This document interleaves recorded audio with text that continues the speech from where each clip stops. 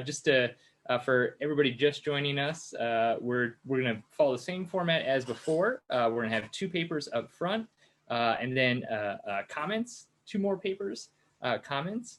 The first paper is going to be delivered by Ewan Kingston. It's called The Theoretical Value of a Carbon Tax. And so with that, we can just get started. Thanks, Ewan. Thanks so much. I will share the screen. Can everyone see the slide view there? Yep, coming through.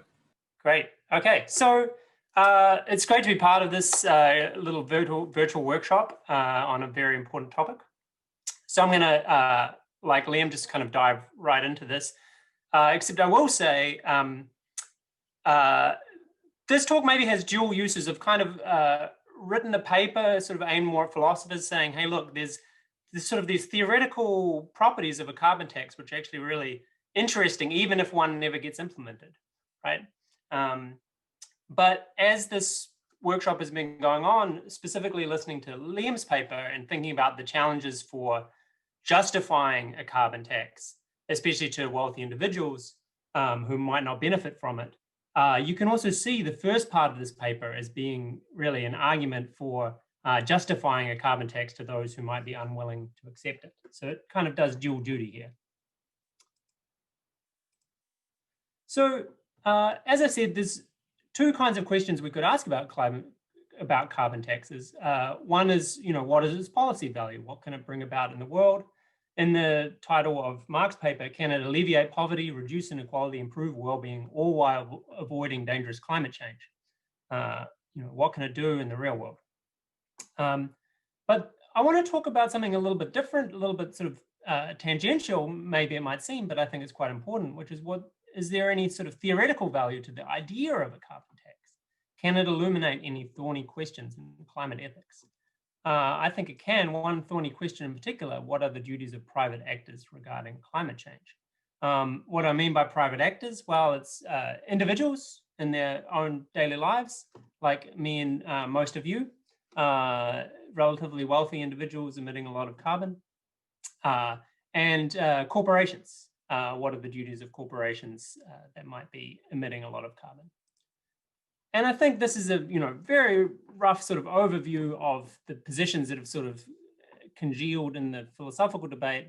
There's a hardline position which is held by our keynote speaker, among other people, which is that individuals have a duty to reduce their emissions drastically or get to net zero emissions if you think offsetting is a way to do that. And you can take the same hardline position about firms and say, all firms need to be reducing their emissions drastically beyond sort of compliance with laws. And you see people like Jeremy Moss saying in print that they should be surrendering the fossil fuel assets that they have to the state, who will keep them in trust and not burn them. Then there's a more permissive permission, which I've been associated with Walter Sinnott Armstrong in the past, and several other people, that really individuals, there's no moral requirement on individuals to reduce their carbon emissions. This is a systemic problem, and it requires systemic solutions at the level of government policies. And you could imagine the similar kind of position being taken about firms. You kind of take a Milton Friedman-esque approach to the duties of firms, that their main duty is to obey the law. And if there's a problem with carbon emissions, there should be changes in the law, not in the behavior of individual firms. And then there's a bunch of what I call middle ground positions that might call for things like the kinds of reductions that would be just if everyone enacted them, which is a very rough way of talking about Christian Bartz's fair shares view. There's approaches that don't so much sort of say, well, we shouldn't be focusing on moral requirements, but on contributory reasons to reduce our emissions and things like this. And the same thing goes with firms. I'm sure I'm not saying her name right, but Sade Hormio argues that we should be realistic about the extent of duties we should place on firms. Corporations have responsibility for their past, present, and future emissions, but this is limited by many factors, including the constraints on alternative energy that are set by the society that they're in. Right? So each of these views has problems with it. I think the problem with the hardline position on firms is that it's highly idealistic. that firms just will not reduce their emissions drastically, and to call for it might be sort of like just shouting into the wind. With regard to individuals, you could say the same thing. It's not very realistic or feasible. And it also threatens to make morality sort of totalitarian in a way that many liberals sort of reject against it. Because every different type of food we eat or mode of transport we take or entertainment or so on all produce different amounts of greenhouse gases, morality will sort of extend into personal lifestyle in a way that's objectionable. There's problems with the permissive position. It sort of seems to ignore this collective action problem. If there's no government action and everybody just keeps emitting, then we have serious problems with climate change. So to say that individuals and firms have no duty in the absence of government action seems to be kind of defeatist in a way. And also something that one could raise is that if individuals and firms don't have any duty to reduce their carbon emissions, why should they accept government top-down intervention that asks them to pay for their own carbon emissions? They might say, look, this is, I'm just doing something that isn't wrong. Why are you trying to legislate against it? I don't think that's a sound argument, but it's at least one that could be made. So there's a weakness there with the permissive position. Sorry. And middle ground positions, this gets complicated, but I won't go into this, but I think they often either collapse into the hardline permissions or permissive permissions when you really sort of boil down to it, or they might be kind of vague about what individuals or firms really have to do. So I'm going to put forward an argument, which I call the argument for channeling benefits, which is a different argument for the requirements on individuals. It doesn't so much focus on their emissions, but on what they should do with the benefits from injustice. So it has three premises. The first one is that the lack of appropriate regulation of greenhouse gas emissions, which helpfully makes the acronym LARGE, that lack is an injustice. And private actors benefit significantly from that lack, right? At least some of them do. So those who benefit significantly from injustice have strong moral reason to channel that benefit towards appropriate causes. That's another premise, and this is a sort of explicitly moral premise about what it means when you benefit from injustice, what moral requirements that places on you. So the conclusion is that private actors have strong moral reason to channel the benefits they gain from the lack of appropriate regulation of greenhouse gas emissions to appropriate causes. What are appropriate causes? We'll deal with that a little later. So let's defend some of these premises. The lack of appropriate regulation of greenhouse gas emissions is unjust. You could argue this because richer governments are just sort of failing in one of their main regulatory roles, which is to prevent market failures. And as Nick Stern tells us, climate change is one of the greatest market failures. So when governments do not regulate these appropriately, they're failing in one of their main roles, and this is an injustice. Or you could put things slightly differently. You could say, look, at least richer country governments promised in 1992 and sort of reaffirmed that promise with more specificity in 2015 that they're going to deal with the climate problem. And they're failing to live up to these promises. And that is an injustice. So I think premise one is pretty well supported. What about premise two? Private actors benefit significantly from large. And here, when I finish this paper, I'm going to hold myself to some of those resources that Liam Beiser-McGrath showed in his talk about the degrees of benefit.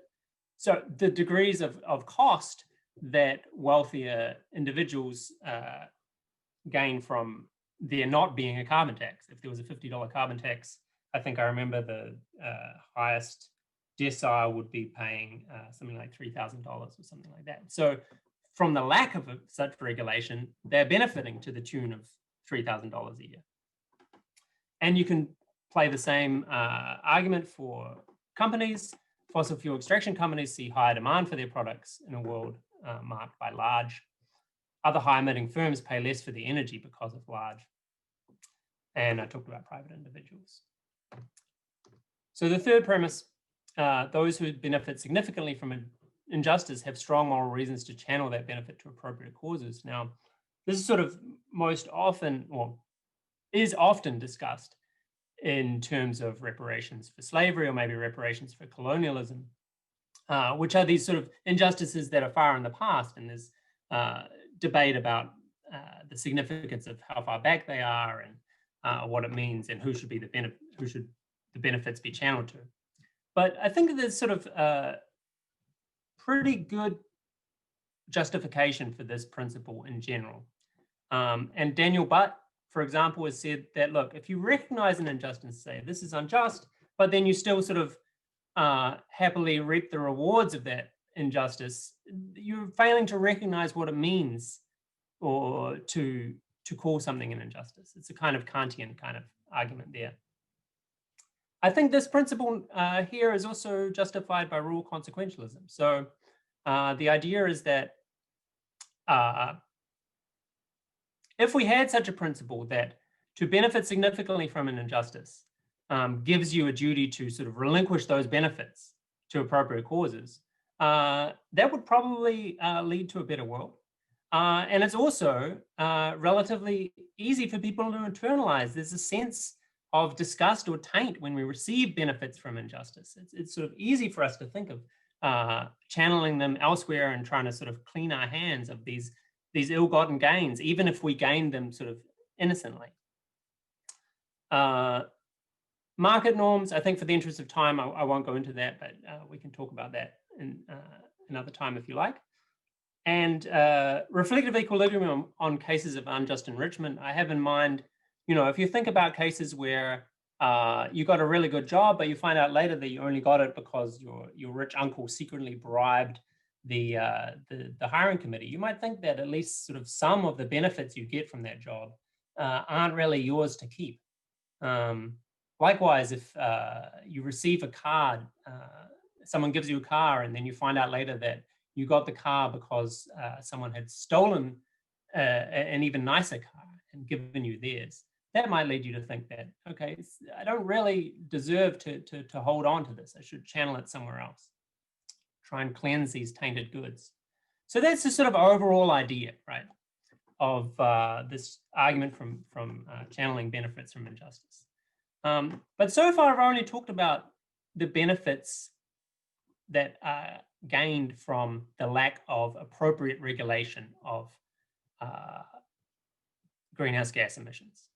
I haven't talked about carbon taxes at all yet. So what's the sort of special role that the idea of a carbon tax rather than just regulation of greenhouse gas emissions plays? There's my idea. Let's come over that. Sorry, I got a little bit ahead of myself. So we should talk about, I'll talk about the tax in a moment, but we should talk about what appropriate causes are. So I think this will depend in part on the justification for the premise that we need to relinquish benefits from injustice and channel them to appropriate causes. But it seems like most justifications for it would say, look, if you're benefiting from the lack of regulation of greenhouse gas emissions, then you should channel the benefits that you gain towards good faith efforts to bring about the regulation of greenhouse gas emissions. Now, there might be reasons to think that not everyone should be doing this. Some of them should be channeling benefits elsewhere, and some other benefits from injustice should be channeled towards pushing towards the regulation of greenhouse gas emissions. But as a whole, I think an appropriate cause is pushing for that regulation. Now, here's where the carbon tax really comes into play. So trying to measure the extent to which private actors benefit from large is difficult. And I think Katja Biedenkopf, in her response to a question, sort of pointed out that it's really hard to figure out how much I might benefit from the lack of an effective cap and trade scheme. It'll depend, which sectors are involved, who's grandfathered in. There's a whole lot of uncertainty about what the actual carbon price will be. So how much am I benefiting from the lack of an effective cap and trade scheme? It's kind of hard to say. Likewise, it's hard to say how much I benefit from the lack of subsidies for renewable energy, R&D, fuel standards, building efficiency standards, because that'll all depend where the sort of money for these things is coming from. Is it what other part of the government budget is being reduced to promote renewable energy? And I might be a winner or I might be a loser. So it's very hard to say how much I'm benefiting from that. But here's where the theoretical value of the carbon tax comes in, is that if you have an idea, even a rough range of what an ideal carbon tax would be, and there's all sorts of calculators that can tell me what my personal emissions are, it's just a simple arithmetic. You multiply the ideal tax by the emissions in tons. So it's a effective device, I think, to bring about a way of conceiving how much I benefit or how much a firm benefits from the lack of appropriate regulations. We think about it in terms of a tax, even if we have a tax as part of a broad mix of policy instruments. Put that aside, and when we're thinking about the benefits we gain, we just think about them in terms of the tax. So that's the sort of overall idea of the theoretical value of the carbon tax. So I think I've got a couple of minutes left, so I'm just going to very quickly talk about some objections. Objection 1, individuals and firms do not benefit from the lack of carbon tax because revenue would be recycled to them. And that could be the case. It's one of the issues that we're talking about a lot today. But in any case, it seems like if revenue is recycled to lower income deciles, above average emitters are going to be net beneficiaries of the lack of a tax. So it's going to capture at least the sort of the highest emitters, which is what we really want with an idea of who has moral responsibility for bringing about the most important changes. Another objection is that individuals and firms do not actually benefit at all from the lack of a carbon tax, because in the long run, having a carbon tax will foster the development of renewable energy solutions, which have all these co-benefits.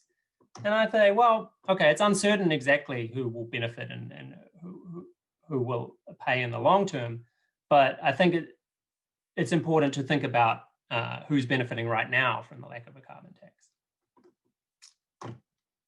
So this is just my overall argument. There's the first part, which is the argument for channeling benefits, which, as I said, can lead us towards a justification that could convince those who might lose from a carbon tax that what they are losing isn't actually theirs to begin with. And then the second part is really about the theoretical value of a carbon tax in particular, because it provides a simple way to calculate the benefits from large.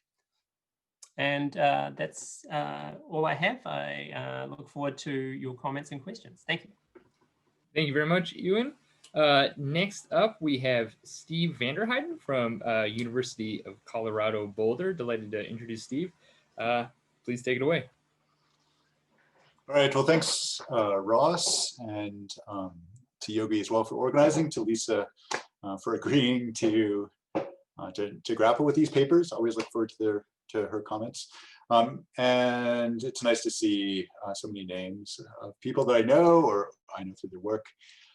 I wrote this paper as someone that's not worked on carbon taxes a whole lot. I've mainly looked at equity issues in the international architecture of climate change.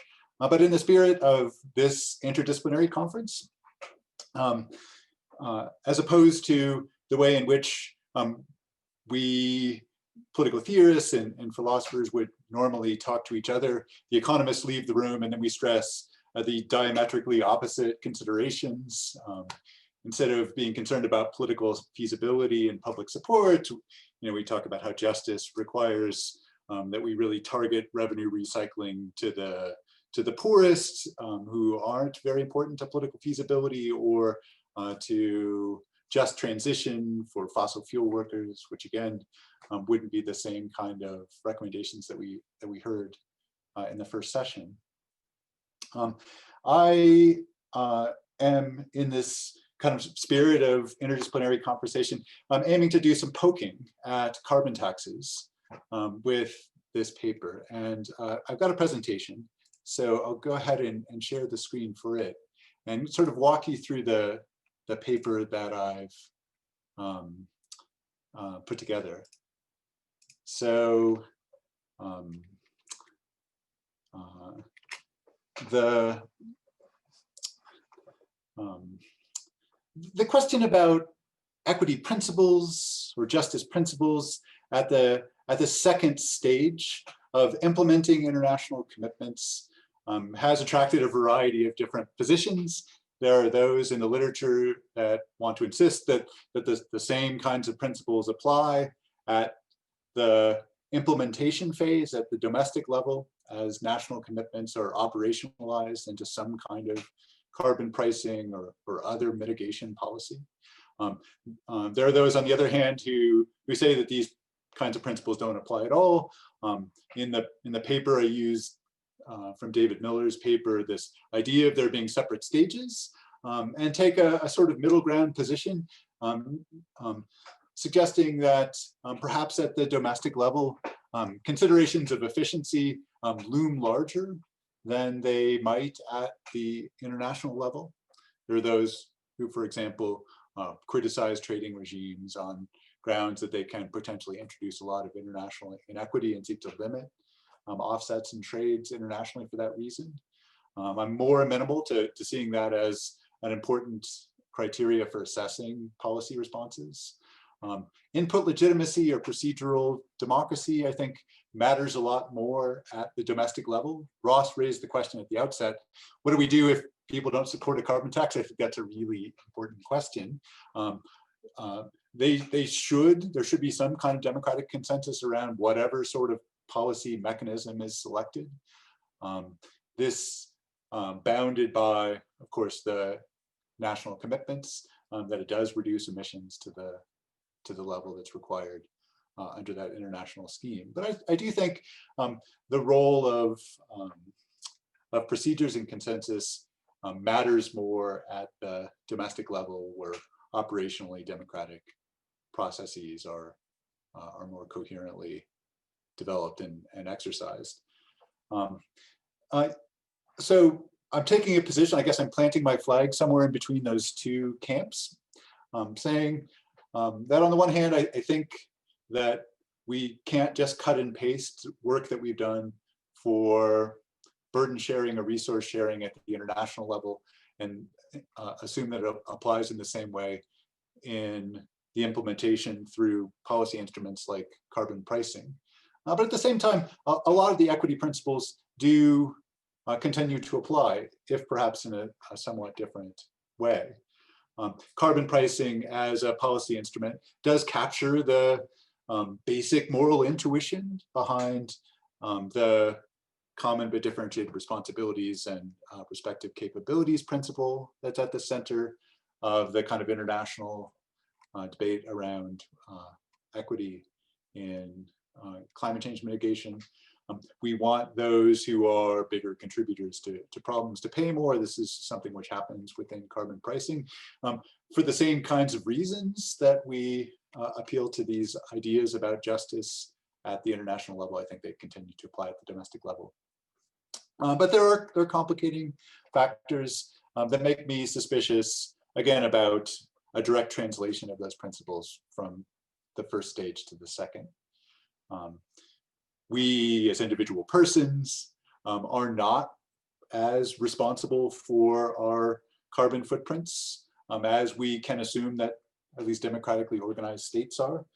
We're not oftentimes responsible, or at least not fully responsible, for our state's regulatory policies when it comes to carbon, to our energy and transit infrastructure, which plays a big role in determining our personal carbon footprints. We're not responsible clearly for historical emissions in the same way that nation states can be thought to be a single ongoing community and responsible for the past if we had yet to emit carbon at some point in the more distant past.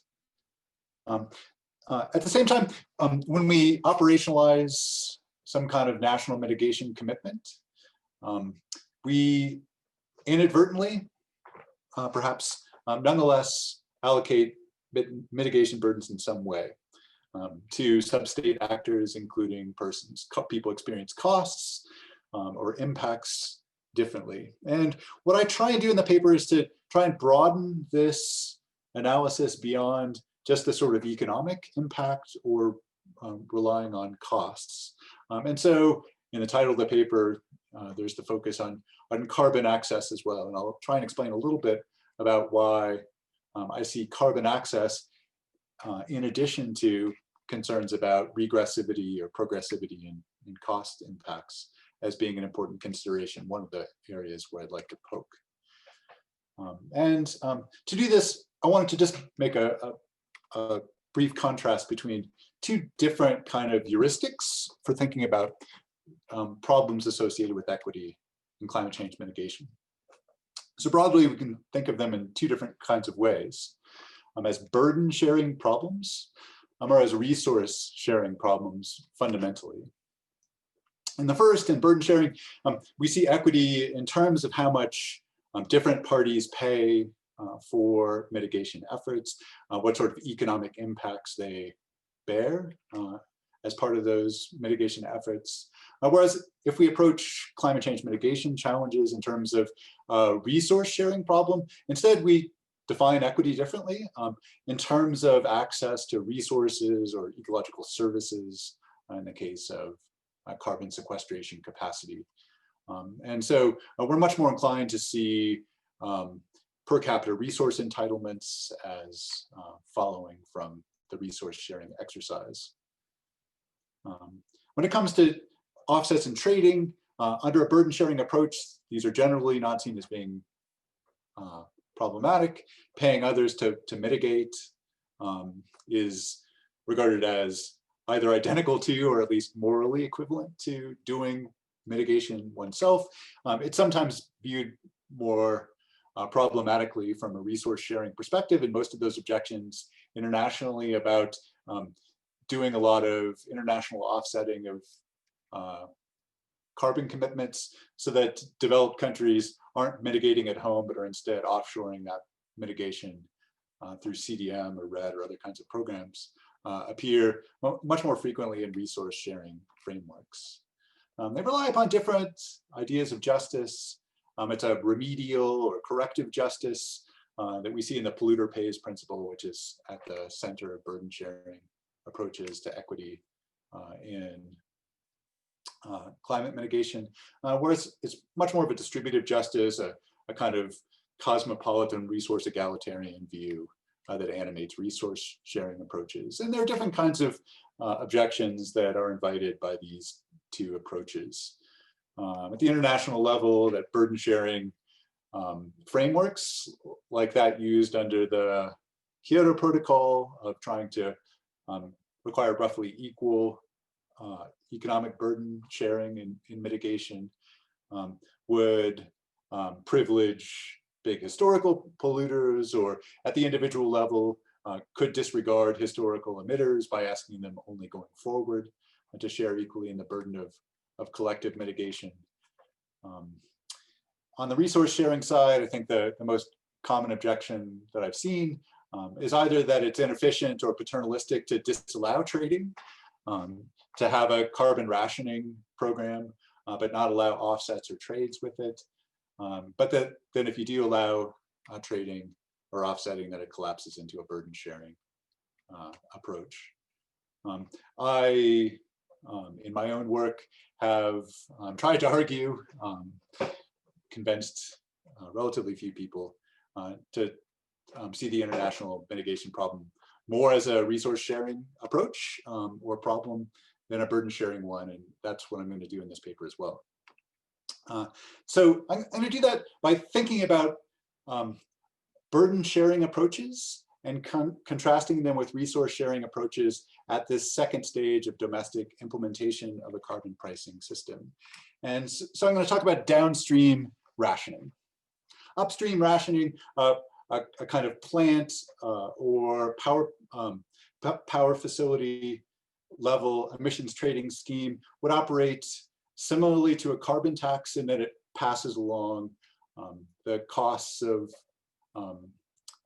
carbon to the consumer. And the equity issues arise, I think, in a similar manner as primarily burden sharing problems as a carbon tax. And so the main difference would arise between the two approaches to pricing carbon, rationing or taxing with downstream rationing. And by downstream rationing, I here refer to a family of proposals that were sort of novelly presented 8 or 10 years ago and enjoyed a little bit of fanfare and sort of faded away afterwards. They're sort of complicated and clunky to implement. Certainly carbon tax has the benefit of parsimony, but they offer a number of ancillary benefits that I thought were useful enough to consider here. They have 4 features. They allocate emissions rights or carbon access to persons usually at a threshold level for free. This would be sufficient to cover home energy use or personal transport at a kind of basic level for people who then wouldn't have to pay to acquire additional emissions permits to do those things. They'd be attached to those 2 categories of carbon budgeting exclusively. Accounts for 60 to 70% of most people's carbon emissions. It doesn't capture all of our carbon use. They would allow for personal trading, and then they'd be allocated from declining budgets. So you could phase out carbon over time to meet decarbonization goals. Again, sort of proposed a while back, the idea that you could carry a second account on your credit card that deducts the financial transaction, but also deducts the carbon credits when you fill up your automobile with petrol or pay your monthly utility bill in your dwelling, was a popular and I think provocative one. And what I want to ask in the paper is whether its complexity is justified by its non-economic effects. And to maybe sharpen the focus on that, I'm going to skip this one slide. So I'm just going to go to a sort of summary of what I talk about in terms of those non-economic effects in the paper. So the first has to do with the setting of a default of equal access to carbon that is not really available in a conventional, graduated, or progressive carbon pricing scheme, but is fundamental to a rationing scheme like personal carbon trading, or here they're called personal carbon allowances. Granting that basic access to all and then requiring some sort of graduated payment scheme for access to carbon above that can introduce a sort of norm of equal resource access, kind of norm of equity in this domain that might constitute an important benefit of individual rationing approach. Talk about visibility in carbon, or earlier, I think, referred to in the form of carbon transparency, that seeing the carbon footprints or impacts of different kinds of goods and services allows us to make more meaningful comparisons between competing or rival goods and services. Gives us a financial incentive, but also a sort of empowered, informed opportunity to make more critical choices about our use of carbon that ordinarily would not be available in a non-transparent carbon tax that was just added to the price of goods, or some kind of upstream rationing system that did the same. Linking the carbon price socially with social or public infrastructure that could decarbonize, and so reduce public demand for carbon, lower the price that people pay for the additional offsets that they require, could create an important solidarity or cooperative benefit for society trying to convince a reluctant public to support decarbonizing infrastructure at the collective level. And then finally, there's the question mark after this. If your Zoom window is also covering the text, can be approximated in carbon taxes. I don't know whether it can or not. I sort of suggest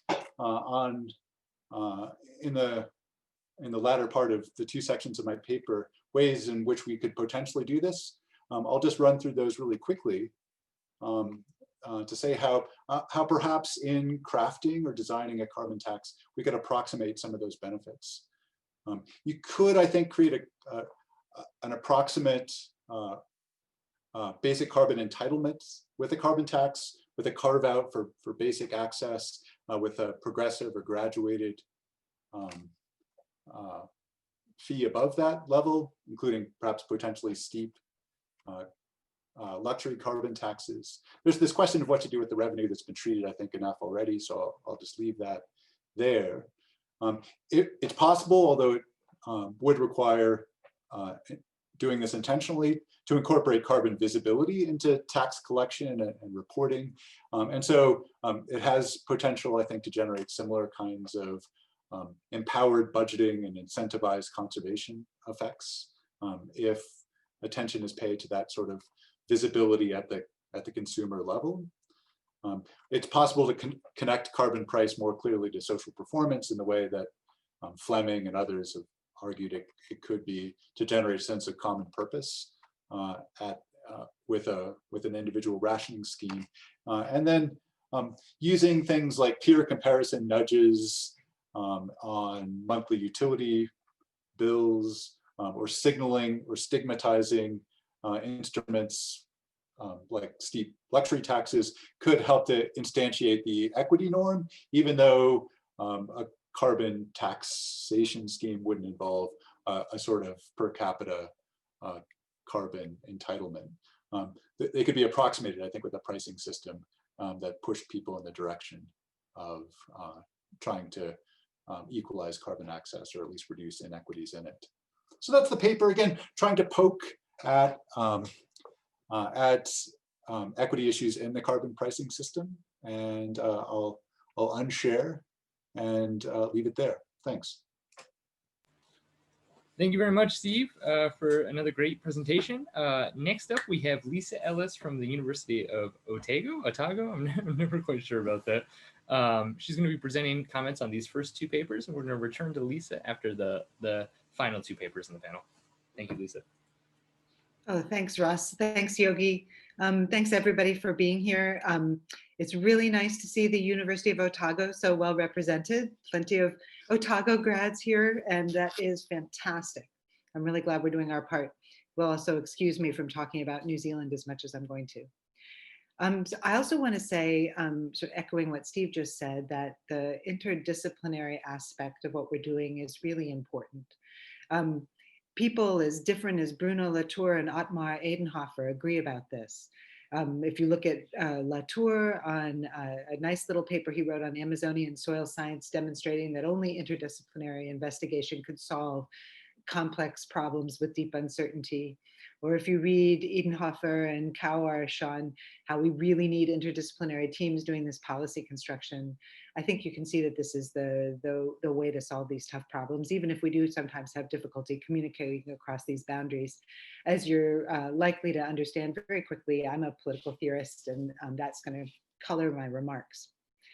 So I just want to pull out from these papers at the outset and take a very high altitude view of what we're doing, and then talk about the papers more specifically.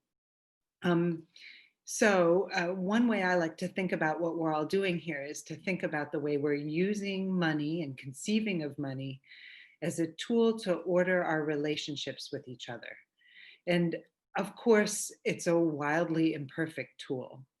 But at the level of market behavior, money is the tool that we have. And I think it's important for us to remember that the whole point of the money economy is for us to order our relationships with each other. It's not perfectly reflecting our intuitions about how those relationships should be ordered, but there's a sort of sense of fairness involved in our participation in the money economy. If I want to answer the question, how much materials can I appropriate without being accused of stealing? The answer is going to have to do with how much money I So whether it's reasonable for people to do this or not, people tend to rely on sort of things working in the background of the money economy to tell them what is permitted and what is not. How much can I afford? Can I take this flight to nowhere? Is it all right for me to start a BMW collection? The answers to these questions tend not to be done in terms of carbon emissions. They tend in our culture to be answered in terms of money. Not that people don't recognize the tensions there. Of course they do. Again, with regard to the flight to nowhere, people will remark on the fact that some of those flights to nowhere occur over the Franz Josef Glacier or over the Great Barrier Reef. And we'll remark on the irony of expending carbon to watch it make everything disappear. But even if, as we notice the tension between the money economy and our intuitions about how we should order our relationships with each other, still, if we want real behavior change, the place to go is with signals in the money economy. There's a little story I like to tell about this, so bear with me, but I think it will help you understand what I'm trying to get at. So I read an interview the other day about a hairdresser. And the hairdresser had for more than 10 years been doing Brazilian blowout hairdressing. Judging from the participants list, most of you won't understand what this means. Brazilian blowout hairdressing has to do with coating your hair with formaldehyde and then heating it to a very high temperature and letting that process straighten your hair. And the victims of this process are the hairdressers who inhale the gaseous formaldehyde and get cancer. So a journalist was asking the hairdresser, why have you been working with toxic chemicals for so many years? And the hairdresser replied, if it were toxic, it wouldn't be for sale. So we can laugh at her credulity, but this assumption that the money economy is working in the background to solve problems is extremely widespread. We want to be able to step into our interaction with everybody else, presuming that positive and negative externalities are wrapped into the prices that greet us in the market. If we buy something that incidentally is preserving biodiversity through its purchase, we would like it to be cheaper. If we buy something that has, a hideously unjust supply chain behind it, we expect it to be more expensive. You and I know this isn't the way it works, but there's a sort of overall background assumption. And this amounts, in my view, to a sort of moral ideal, even though it's counterfactual. So one thing that's really nice about these papers is they recognize the power of these background assumptions about the way the market economy works to order our relationships. I think it's wonderful, absolutely thrilling that all of us are moving behind the sort of unseemly status quo of the global climate justice literature. We're no longer fighting about how little the global north owes the global south. Instead, we're talking about arranging our relationships so they reflect our intuitions and our hopes for the future. And that is just a wonderful thing, regardless of the details of the paper. So now I want to talk about Ewan's paper. Ewan, I was really sorry that you skipped the market norms argument. That was one of my very favorites. Maybe we can come back to it. So as I was just saying, there's a sort of, well, I wasn't explicit about it, but there's a sort of Kantian aspect to these papers.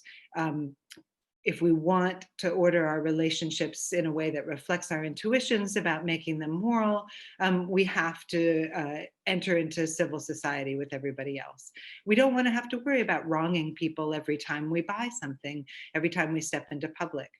And Ewan's first premise about the injustice of the missing framework that would regulate emissions really captures this Kantian insight nicely. And I don't think it's just associated with Kant. Like I say, I think it's working in the background of most people's assumptions about the money economy. So Ewan spins out a very plausible story about why we shouldn't benefit from injustice. As we heard, it's analogous to all sorts of things: receiving stolen goods, being the heir to a fortune that was accumulated by colonial injustice. All of that is intuitive and plausible. And then he gives us the idea that the mere conceptual framework of a carbon tax can give us a sort of lovely clarity that everyone is seeking. If you think back to the hairdresser with her formaldehyde product, what she wants is a world in which we know what we owe and what we deserve. And the mere conceptual framework of a carbon tax should be able to provide this moral work for us. So I think it's really quite valuable. Also, if you think about this way of framing the problem, you can begin to imagine where my doubts are about Ewan's paper. We're talking about a proposed structure that will allow private individuals and individual firms to make close to, well, morally adequate, he might say, perfect enough calculations of what we owe and what we deserve, so that we can enter into our public interactions with a sense of honesty and purity. But I just wonder if the private level is going to be sufficient. And is what I need to engage with the world in a way that isn't exploitative and abusive a calculation I make on my own based on my version of a money economy that reflects my moral intuitions? I think it might make more sense to oblige me to ask the people with whom I'm engaging, them, or if it's future people, some sort of representative. Don't I need their agreement? Can I really calculate the right relation between myself and everybody else sitting on my own as a private individual? I'm just not sure. So I guess the thing that I'm missing in the, and this is not a fault of a paper about moral philosophy, but the thing I'm missing is an account of how we can get democratic solidarity to do some of that work for us. And with that, I want to move to Steve's paper. So it's a really complicated paper and you should read it. We got bits of it in the presentation and that's great, but it just wasn't enough. I really like the idea that carbon justice isn't just about avoiding harming people through our emissions behavior, but about access to energy. And if I were rewriting the paper, I would talk more about energy and less about carbon, but we can talk about that. We can also talk about the obvious question of how to use this system over a transition. So right now, in this unbelievable time we are at the end of the Great Acceleration, fossil fuel use is a pretty good proxy for well-being. But this is, of course, a very unusual time and one we hope to make old-fashioned and a mere memory. What should we do then? But let's talk about all that later. So one thing I like about Steve's paper is it explains some political outcomes for us. For example, if you look at Emmanuel Macron's carbon tax exercise, and you remember what the Yellow Vest movement had to say about it, we can see that ignoring the transfer of burden to the disadvantaged sector of society without thinking about substitutability, for example, that can be not just a moral, but a huge political mistake. And I think absolutely everyone is dealing with these just transition problems that Steve didn't talk about very much in his presentation, but it's very central to his paper. Steve rightly emphasizes the necessity for substitutability and visibility. If you're going to do just transition, people need to have access to real welfare substitutes, not just price substitutes.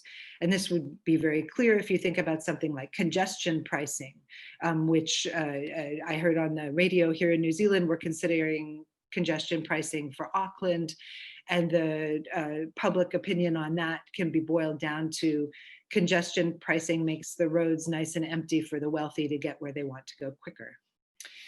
So we have this really good contribution in Steve's paper where we shift the focus from upstream carbon pricing from producers at the level of production downstream, and then and I'm not sure this came through in the presentation, but then once we've imagined that we might have to go with a carbon tax and not this PCT mechanism, we have a way to try to get the benefits of the PCT mechanism anyway.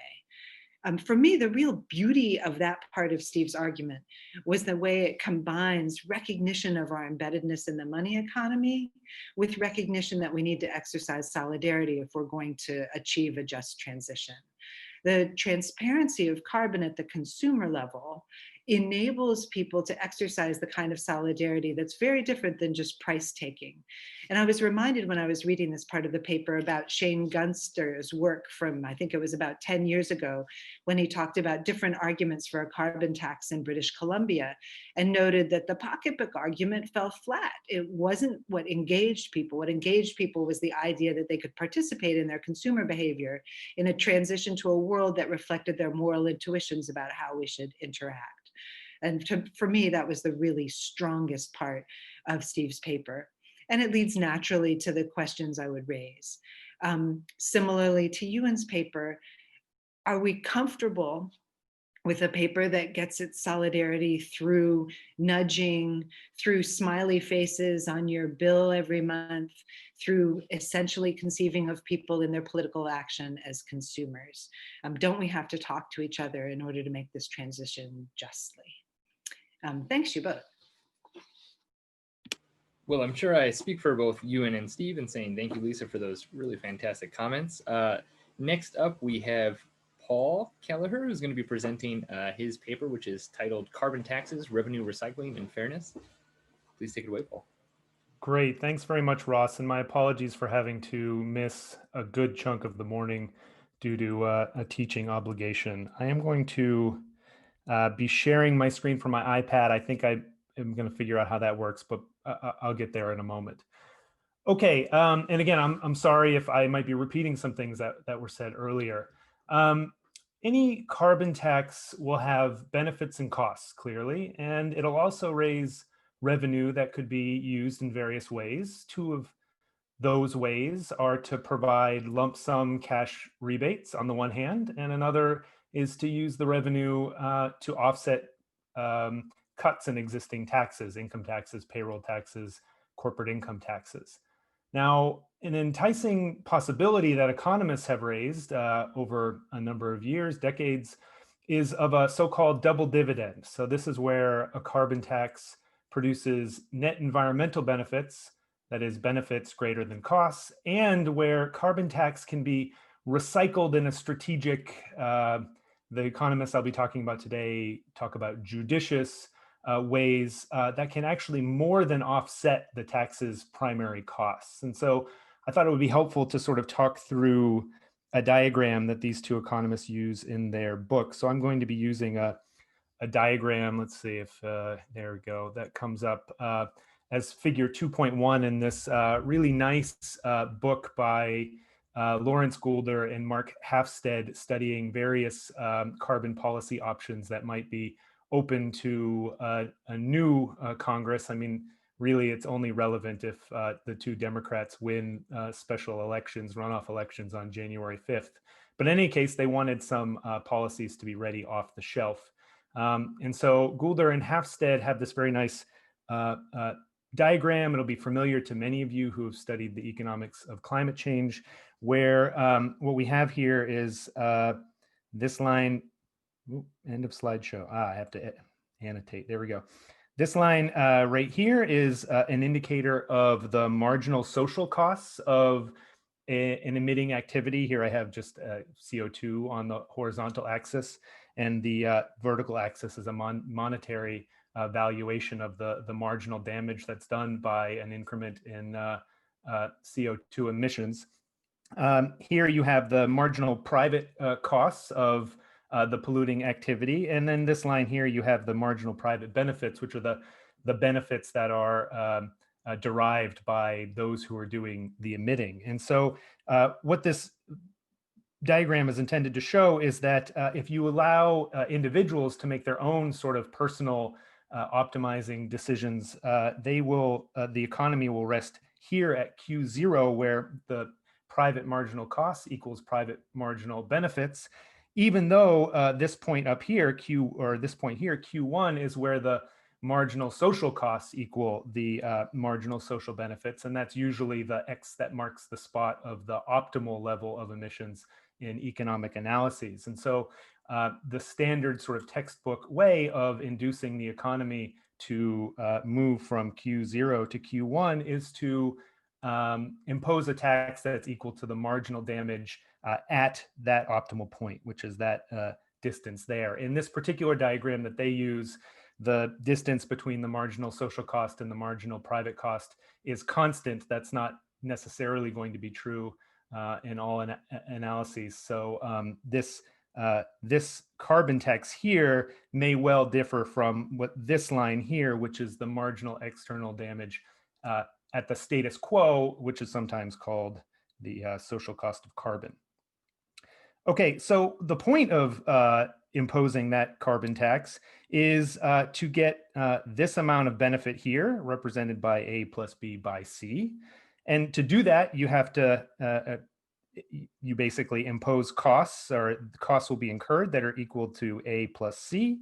And so what you end up with is this external, this benefit in terms of reduced external harms of emissions equal to B. But you also have this rectangle here, R, which is the tax that's being paid by individuals who are still emitting up until this point Q1 here. And so you can use that tax revenue. If you don't use it, if you just burn the money, then you have R representing a new cost that you have to fit into the cost benefit analysis. But the claim is that you can use that money to both offset the cost of the tax and also eat into this area here, A, which are called the primary costs of the tax. And so the thought about recycling revenue in a way that achieves a double dividend is to use this revenue R in a way that both offsets the costs associated with paying the tax and offsets the primary costs represented by A. That's the hope.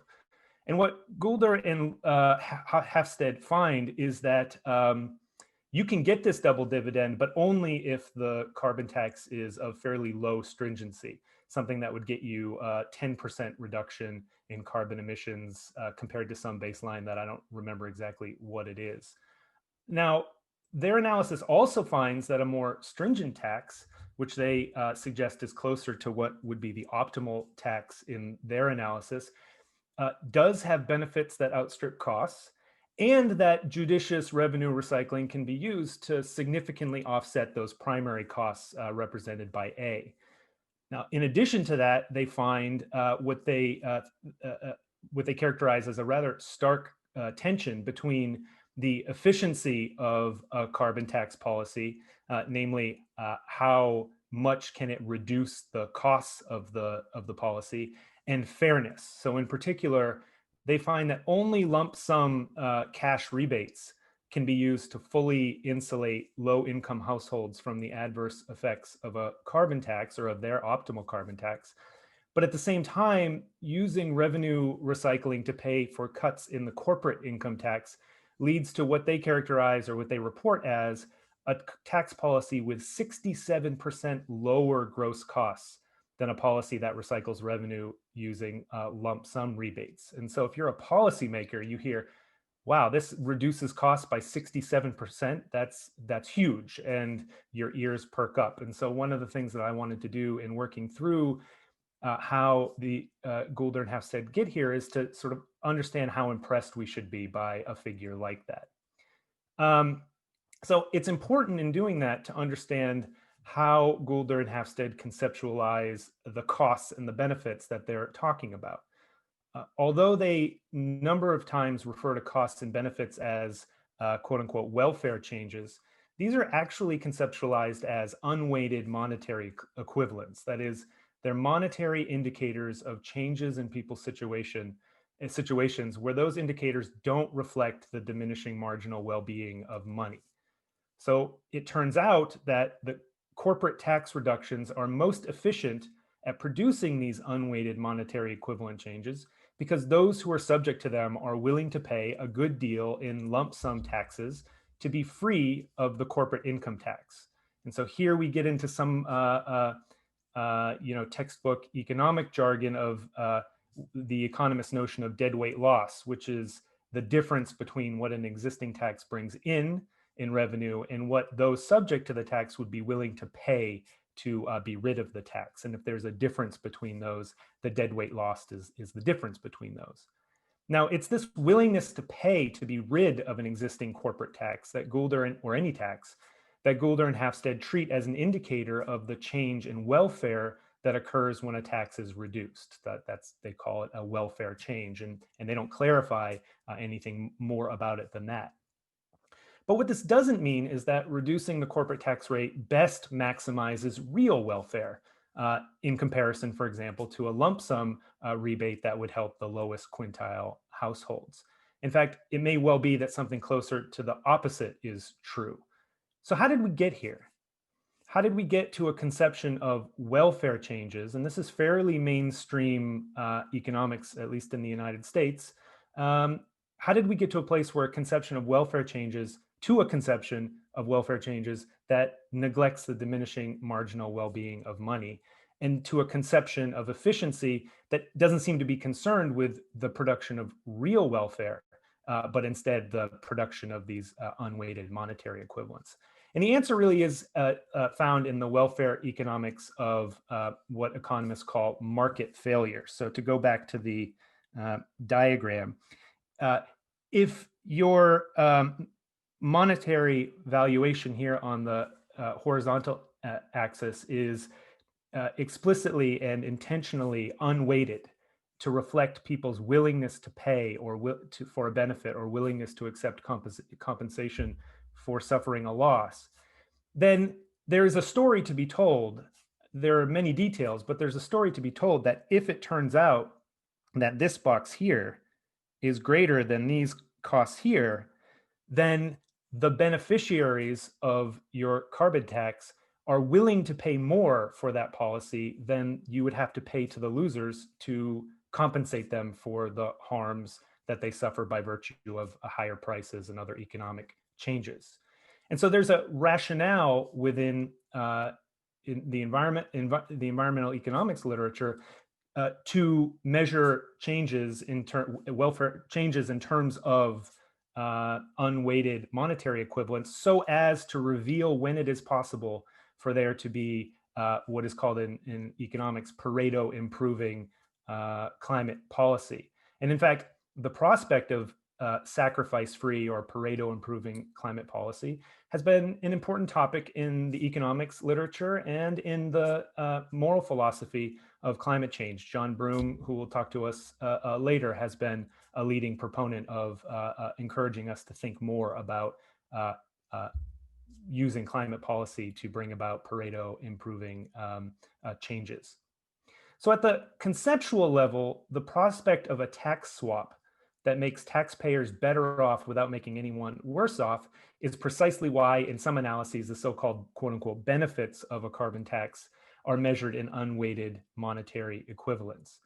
But I do think it's also important that economists hardly ever actually advocate for these tax swaps.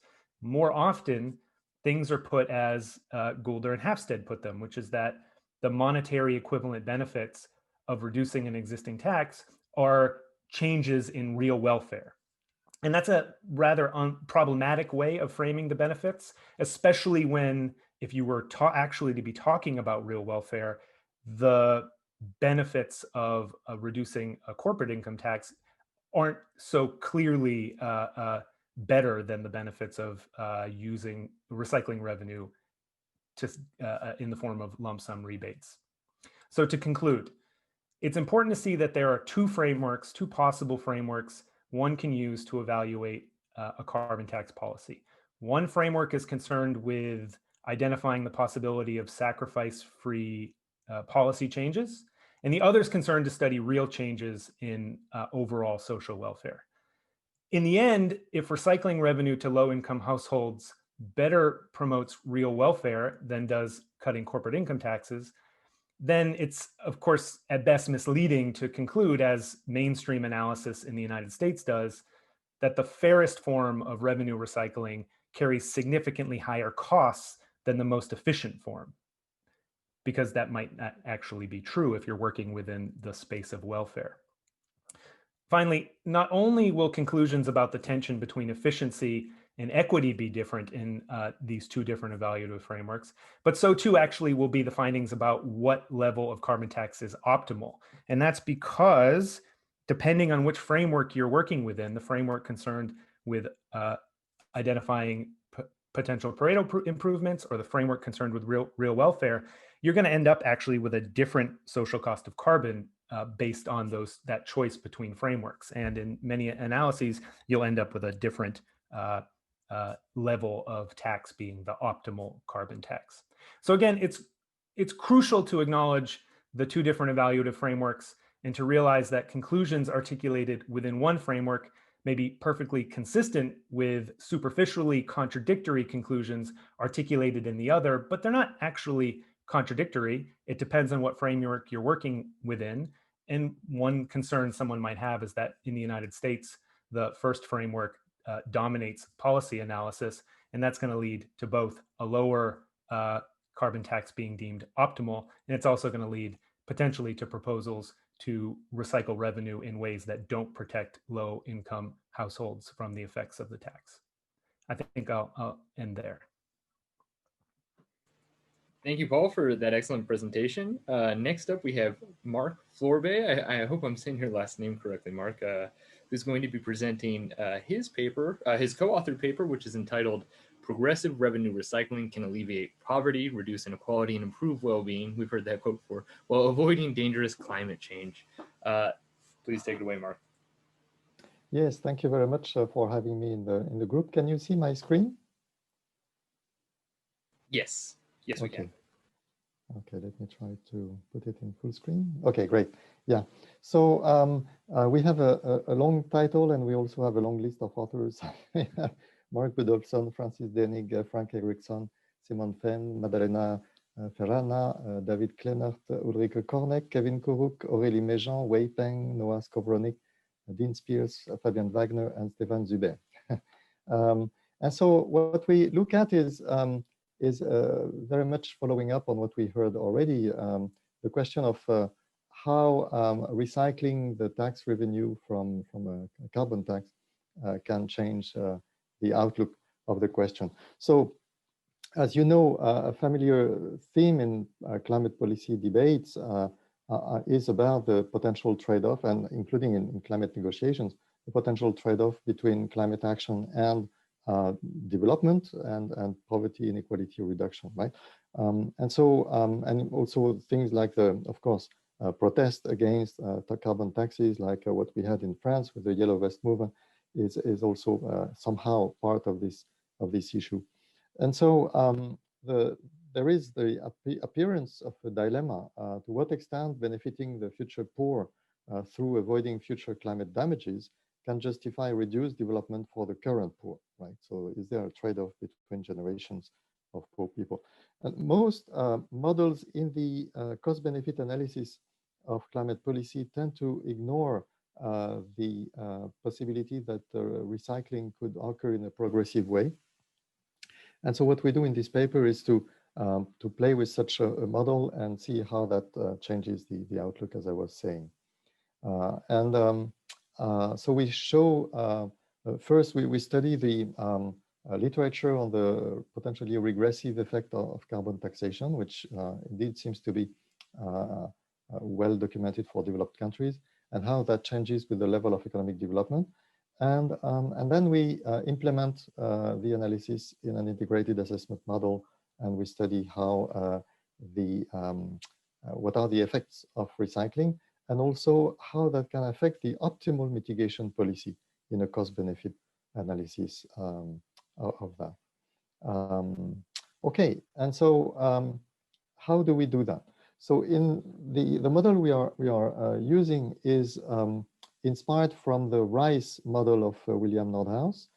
It's a model we've been playing with for quite some time, and we called it NICE because we have put some better, finer description of inequalities into RICE. In RICE, you have inequalities between regions of the world. You have 12 regions, and so you have poor regions of the world and rich regions of the world, but you don't have inequalities within the regions. And so what we have done in the NICE model is to introduce quintiles of income that describe, at least in a rough way, the inequalities between social groups.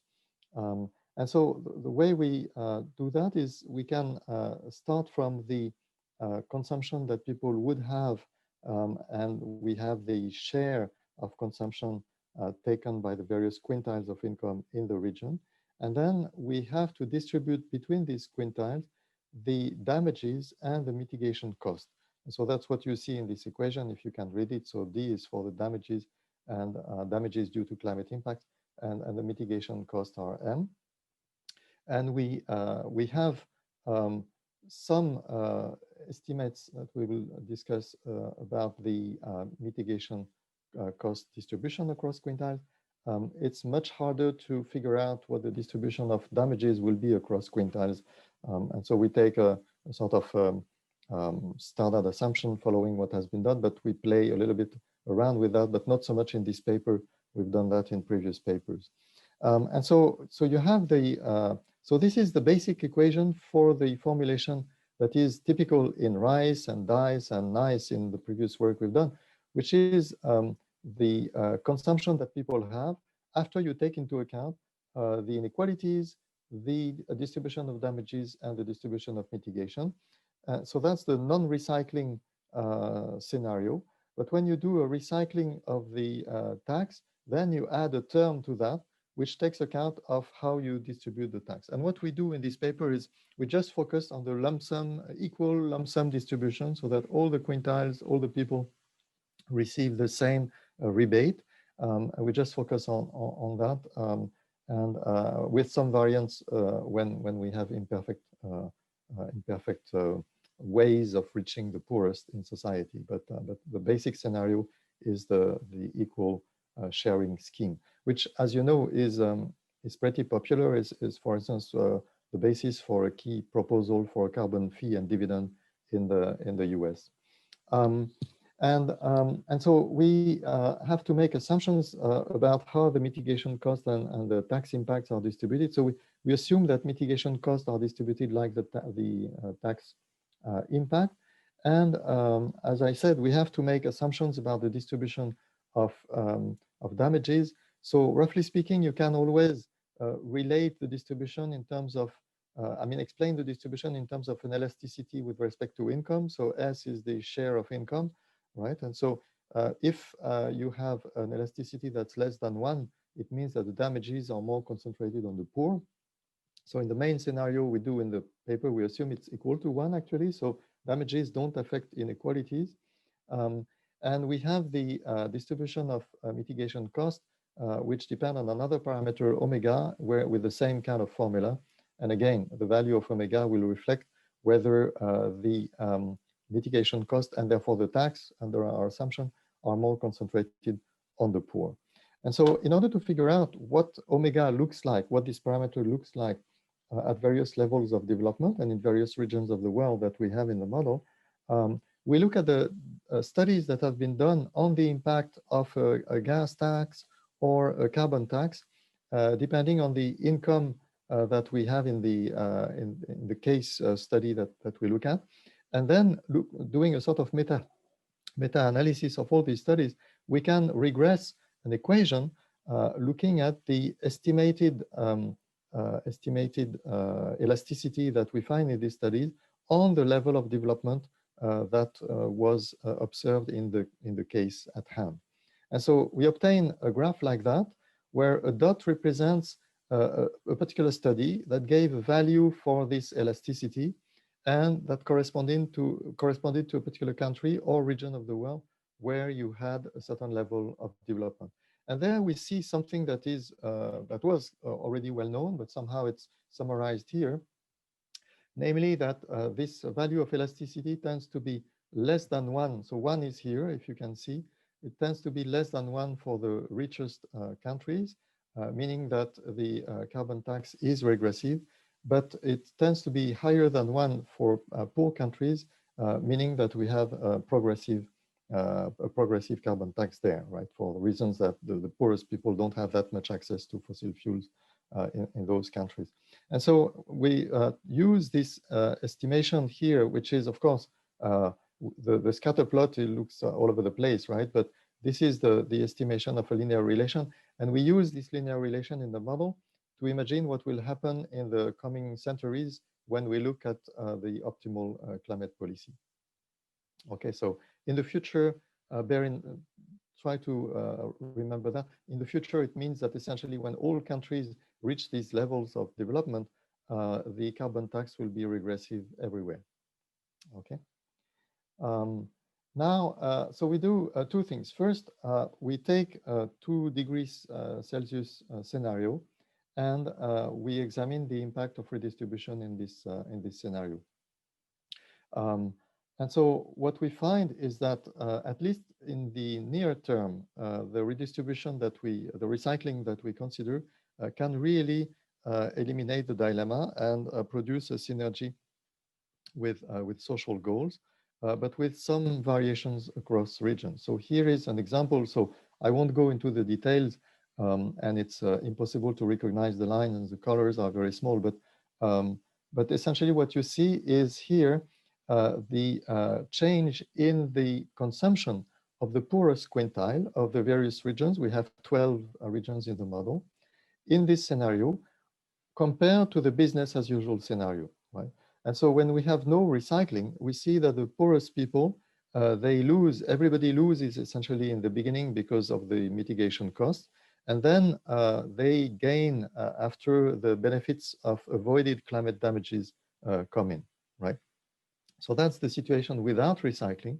But with recycling, the poorest quintile actually gains everywhere in all regions up to a certain point, right? And so it depends on the regions. For some regions, it's for quite some time. And for other regions, like Russia, for instance, here, it stops much earlier than that.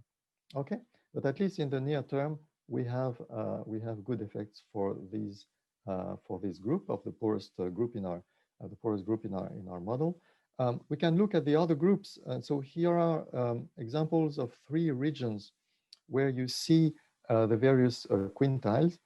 So this one here, if you can see my mouse, is the poorest quintile in the US, gaining quite substantially.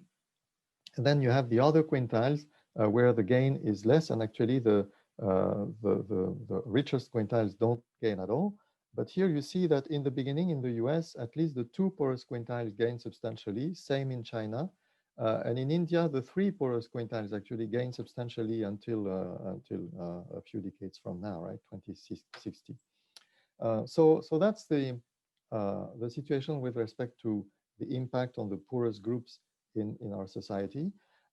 Then what about inequality? So if you look at the Gini and how the Gini changes with respect to the business as usual, if you do no recycling, it depends a bit on the regions, and that goes back to the question of the level of development and whether a carbon tax will be progressive or regressive in various regions, right? And so essentially what you have in the rich region, it's quite regressive, and in the poor regions, it's progressive in the beginning.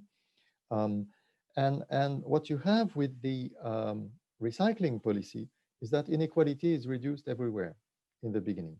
And then at the end, it becomes regressive everywhere because, so here we lose the benefits of the recycling once full decarbonization has been achieved. And we are at a level of development for all the regions, essentially. Africa is a little bit later, but such that the carbon tax that remains, there remains a little bit of carbon tax, I mean, there remains a little bit of mitigation cost, and that is somewhat regressive. Okay, we can look at the impact on social welfare, taking account of inequalities. So we have some inequality aversion in the evaluation of social welfare, giving some priority to the poor, but essentially computing a mean, an average of over all quintiles with some greater weight for the poorest quintile. And so what we see, so the solid dots correspond to the recycling scenarios, and the dashed curves, the solid curves, sorry, correspond to the recycling scenario. The dashed curves correspond to the no recycling scenario. And so here we see that, yes, in the no recycling case, welfare tends to go down, but recycling brings it above business as usual up to some point in time. Okay, so that's the first question we've been looking at. And the second question I'll briefly discuss is what happens to optimal mitigation policy, right? So instead of taking an exogenous 2-degree scenario, what happens to the policy that is optimal in terms of maximizing social welfare over all generations? And so here we have something that is that the carbon tax is good not only for the climate benefits, but also good for the social benefits in terms of redistribution. And that creates a sort of Laffer curve effect, because if we decarbonize very quickly, we will lose the social benefits of the carbon tax. And so that's something that should be taken into account. So this Laffer curve, for instance, if you look at 2025, you can look at what happened depending on the level of decarbonization that you would implement. Of course, bear with me. This is a simple model. There are no big adjustment costs in it and so on. So you can, in theory, decarbonize to 100% in 5 years. So that's, of course, not realistic, but the model allows that. But it gives us an idea of what happens to the carbon tax revenue. And you see that it goes down when we tax a lot. At some point, the decarbonization is full and there is the tax revenue disappears. And so one of the key lessons that we got from this exercise is the following. What we see here in this graph is the rate of decarbonization over time, right? So 2100 is here, right? And so we see that if we do no recycling, the policy that would be optimal would be this rhythm of decarbonization, and we would reach full decarbonization here around 2150. But with the recycling scenario, the optimal policy is actually to start at a more ambitious level and to continue with less than total decarbonization for a longer term, so that we can benefit from the social effect longer. And so in terms of impact on the global temperature, it's interesting because what happens is that because we make an effort earlier, at the end of the day, we end up with about the same temperature as in the other scenario, but we obtain it later, right? So the increase in temperature is less steep than it would be with the policy without recycling, which we can't really appreciate in the model very much, but you can guess that a slower pace of increase in temperature is probably better for the ecosystem, for instance, biodiversity and this sort of thing. So that might be a benefit that we don't measure in the model, but that should be taken into account. Okay, so in conclusion, we've tried to see if recycling revenue of the carbon tax could bring synergies, and that seems to be the case. It's good for the bottom quintile, at least up to some point, and inequality can be reduced and social welfare can be increased. And what I find the most surprising about this exercise is that the time path of decarbonization should become the object of serious study here. So to give you an example, in France, for instance, it has been decided that 2050 should be somehow the date at which we decarbonize. By the way, at Princeton University, where I was before, also has decided that this would be about the date where it should become carbon neutral. And so people tend to focus on that and then say, we've decided on the date, we're very happy on the date. And so we are very happy, we should then try to minimize the cost to reach that. But in fact, the date of decarbonization should be decided perhaps with a bit more caution. And going too quick is not necessarily the best thing to do. Of course, there are many considerations to add to that. As I said, we don't have adjustment cost well represented in the model. So it might be that the high decarbonization we have very quickly is unrealistic. And so these are questions that should be left for discussion of future research. Okay, thanks a lot. And let me stop here. Thank you very much, Mark, for another great presentation. And Following this, we'll just have a few more, another round of comments from Lisa Ellis. Lisa, if you're there, perfect. All right, please take it away. Thank you very much, Lisa. And then we'll, after Lisa's comments, we'll come back together for a kind of full audience Q&A. And just a quick little reminder, if you have any questions, please send those to me right now in the chat. I'm collecting a list, keeping a queue, so that way when Lisa concludes, we can start that conversation in earnest. Thank you very much. Oh, thanks, Ross. And thanks, Paul and Mark, for two really wonderful papers. I just enjoyed them so much. One of the things I'm going to ask you to listen for during this discussion is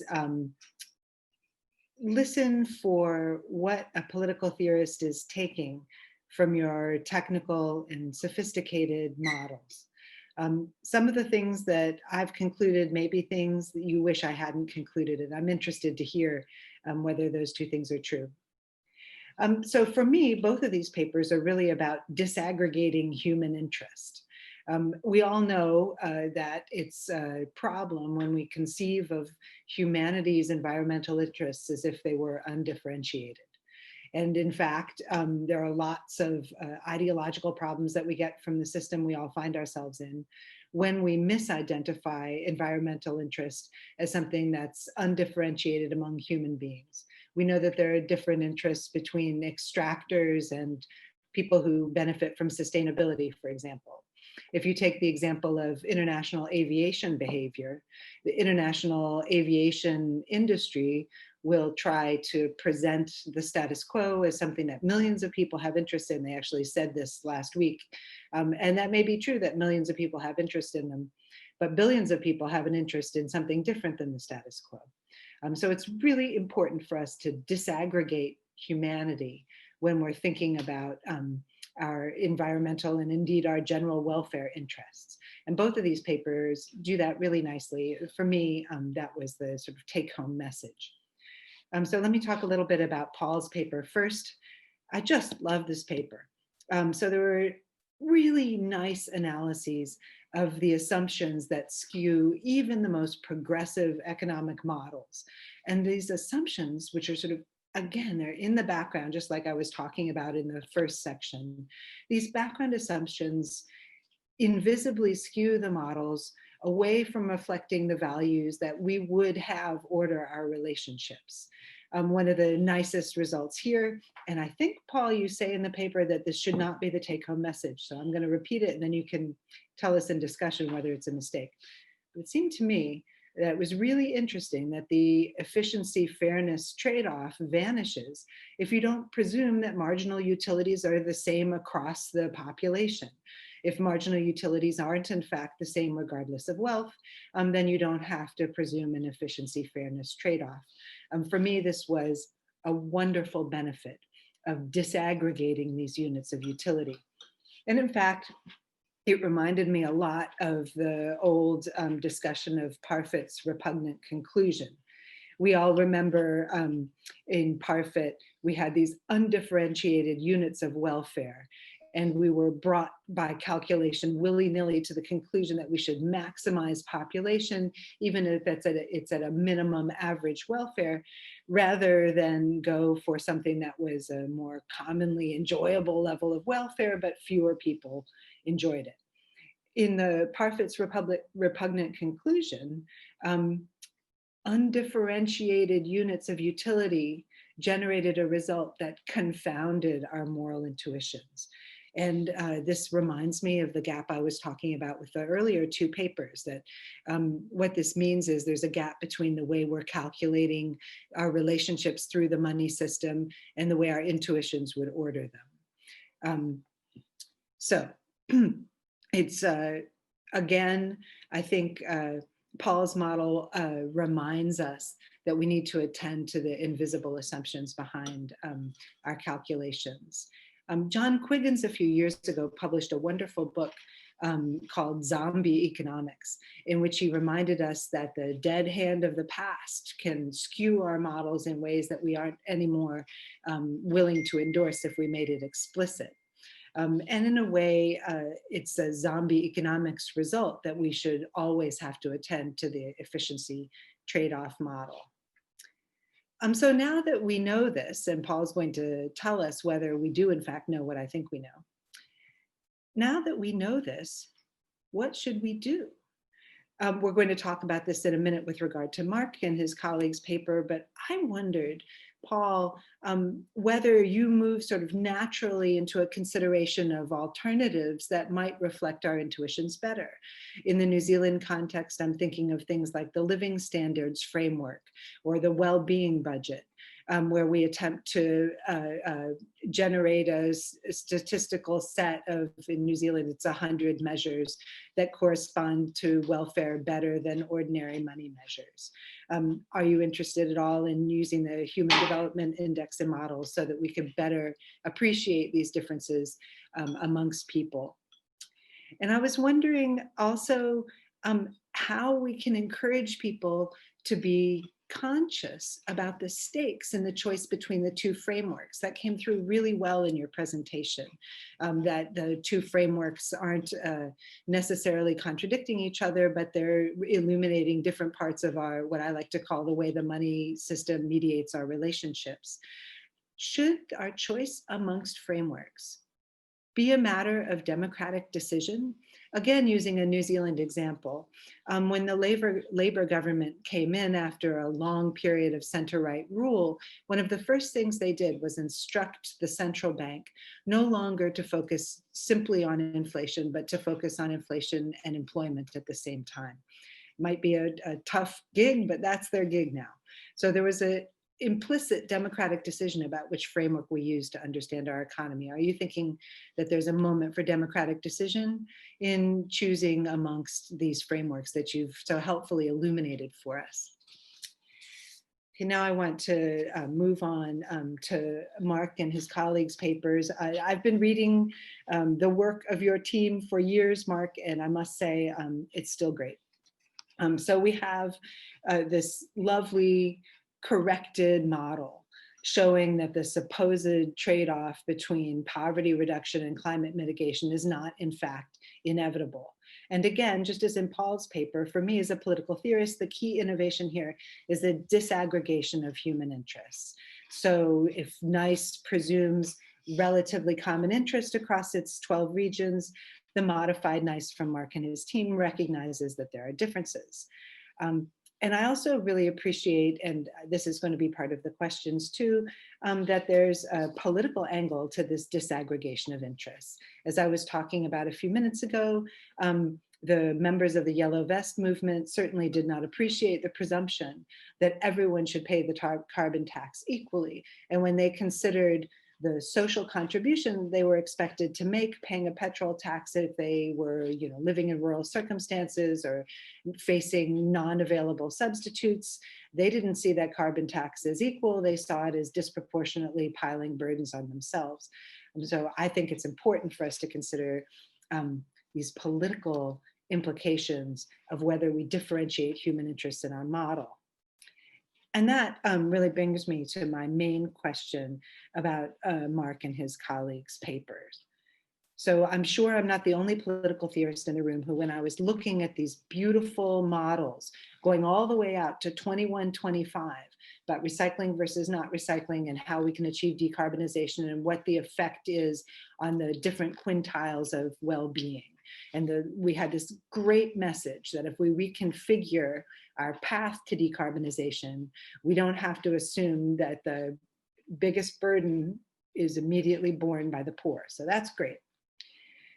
You can't model everything, and I recognize that, but I couldn't help thinking that the dynamics depicted in these models are going to drive political outcomes in ways that make the models irrelevant over even the medium term. So the models presume political stasis. They have to. You have to hold some things constant. But think about those troughs, right? We have in all of the models, there's a trough where in the transition to decarbonization, there's going to be a serious hit to welfare. Sometimes the trough hits the bottom quintile first. Sometimes it hits the top quintile first. As a political theorist, I'm wondering, Well, are these societies plutocratic or relatively majoritarian? If it's a plutocratic society and the trough hits the top quintile first, you're going to have trouble continuing this path. Similarly, if you have any kind of majoritarian accountability, and some countries in the world still have that, if you have majorities hitting that trough, how are you going to maintain governance going forward? The distributions themselves, I'm trying to say, are going to have recursive effects on those outcomes. This is not going to be news to modelers, but that's my worry. There was discussion in the paper, although not so much in the presentation, about the effect of recycled carbon taxes on the burden that especially the most disadvantaged had to bear. And so another question I had, and again, this is a cruel question to ask a modeling team, couldn't you look at mitigating the burden suffered by the most advantaged using instruments other than recycled carbon taxes? After all, there's more than one instrument for progressive redistribution. There's the possibility of something like a global wealth tax, or even just shutting down tax havens, all of which would have similar effects to these carbon taxes that you're modeling. So maybe I'm not understanding how the model works, but it seemed to me that the discussion of straight trade-offs was ignoring the possibility that there are other progressive policy instruments in addition to recycling. And finally, I was interested in, again, this democratic question of visibility amongst these models. Now that we have this beautiful result and the poverty mitigation trade-off is not necessarily so, how can we make this an object of democratic choice for people? How can we possibly make these results visible? Thank you.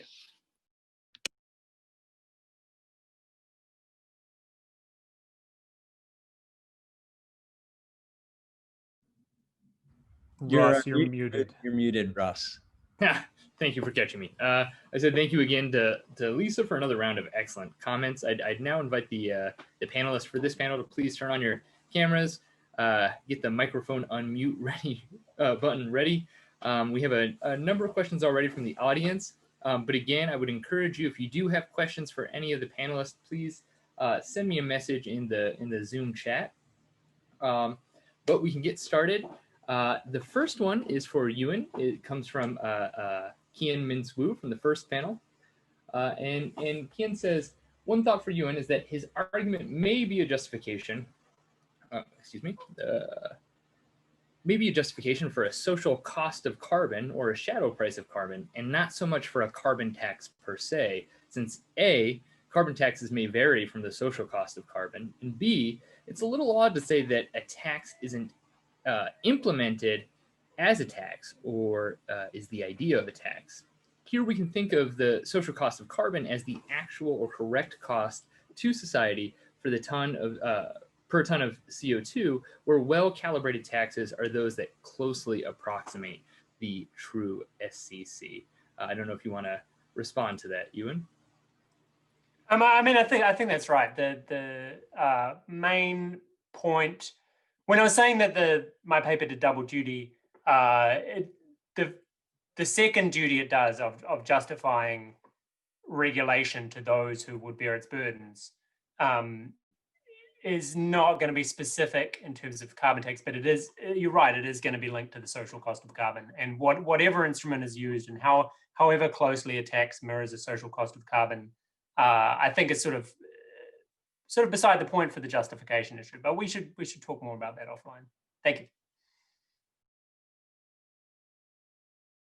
Great. Okay. Next question we have is for Paul. It comes from Gabriel Wheel. I hope I'm saying that last name correctly. And she asked, have there been rigorous efforts to compare the welfare effects of different revenue recycling options, accounting for diminishing marginal utility of wealth and or income? Yeah, hi Gabe. Thanks for the question. I think we just saw one in Mark Fleurbet's presentation. Is that right, Mark? Mark, please jump in, and to all the panelists, please, if you have something to supplement, it's better if this is an open conversation. If I understood the question correctly, and maybe Gabe can correct us, it's have there been studies of revenue recycling that have taken into account the diminishing marginal well-being of money, and your social welfare analysis does that? Yeah, and there have been studies that have looked at scenarios and the impacts on the economy and society. Yeah, so what we did was actually a bit too simple compared to some of the big models that have been used to simulate the impacts. What was original in what we did was to look at what that implies for the optimal tax, right? And so that's something that is not so, that has not been done so far as I know, really. Yeah, but yes, you have, and also globally. So most of the studies have worked at the national level. So you have various countries have looked at impacts in quite some detail. And there's some, I mean, the one thing that I'll add to that is, I mean, not so much revenue recycling, but just studies of optimal carbon taxation. Depending on how you interpret, you know, someone like Bill Nordhaus and what he's doing, the answer might be yes, of course, he's incorporating a social welfare function that takes into account the diminishing marginal, you know, well-being of money. My own view actually is that that's not true, but it's a very sort of subtle point that I'm trying to make in a book I'm writing, but it's contrarian. Excellent, thank you. I'd like to draw Lisa and Lisa's comments back into the discussion a little bit. And so, Steve, Lisa advanced a number of kind of challenging comments for your paper, and I wondered if you'd like to take the opportunity just to respond a bit. I'd be really curious. I think others would be very curious to see something of a conversation there as well. Yeah, thanks. And thanks to Lisa again for getting up so early and for the great discussing comments as usual. Maybe I'll pick up on that last one that she left me with, where she asked, I think, appropriately, wasn't I reducing a sort of earlier ambition to incorporate more social solidarity into climate change mitigation to a kind of privatized, apolitical, sort of consumer-oriented basket of tools with things like frowny faces on utility bills, and fair enough.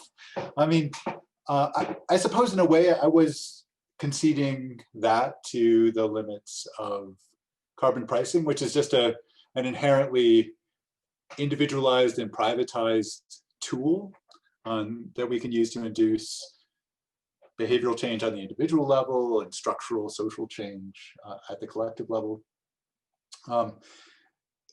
The question is what we can do to take this very privatized tool and add a little bit more of these features of social solidarity that you can get out of something like a rationing scheme, which, as David Fleming argues, gives us this kind of common purpose, this social solidarity around a kind of perceived assignment of individual contributions toward collective mitigation goals. I need to reduce my emissions and so does everyone else.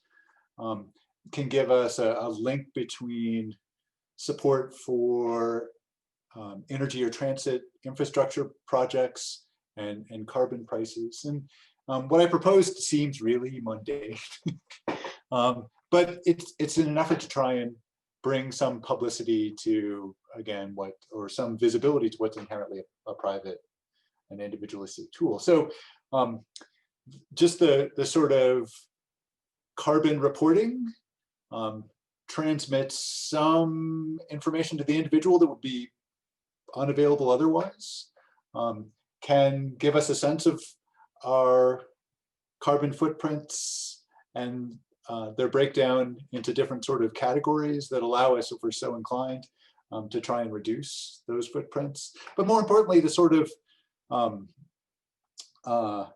peer comparison tools, the smiley face on the utility bill if your energy use is at or below that of your peers. We know from behavioral economists does result in some significant change in people's conservation behaviors. We use less energy.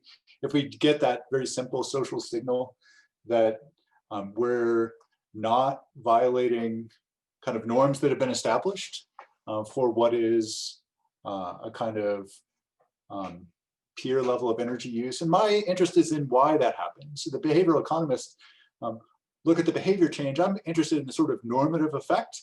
Does it help to create a norm of equitable access to a resource by signaling when people are not doing their share toward a collective mitigation effort with the frowny face? And it seems to me that maybe it does. At least it offers some way to signal or to offer a kind of non-coercive sanction to people who have excessive energy use. Likewise with the sort of— sound just like Adam Smith in Theory of Moral Sentiments, and that's not a bad thing. Yeah. Okay. I mean, just within an instrument that relies primarily on pricing, there are other kind of signals that we can send, which are normative in nature, saying you're not doing what you should. There's a lot of criticism of carbon pricing instruments in that they just connote this blanket permission. If we price carbon and we let rich people buy as much carbon as they want, then all we've done is commodified access to a good life and then put it in a domain where people are going to have the same kind of inequality and access to it that we have to almost everything else that's been commodified. And I'm worried about that permission that's implied by pricing and looking for ways to supplement a price, still working with the pricing instrument, that sends a contrary message that even though, yeah, you can purchase offsets or you can pay an additional luxury carbon tax, that there's a kind of social sanction that's attached to it informally, whether through a luxury tax, another sort of pricing instrument that connotes inequity and violation of some norm, or a peer comparison tool. And so that's what I'm trying to do. And yet they seem really mundane. And yet I don't think that they make it somewhat less privatized, somewhat less individualized, and somewhat more collective and shared. And so I just push back a little bit, although, I mean, I agree in general that if that's the kind of final suggested in the paper, that what seemed like a really ambitious overall effort to try and bring in the non-economic effects gets reduced to this really small economic nudge. Yeah, great, thank you very much.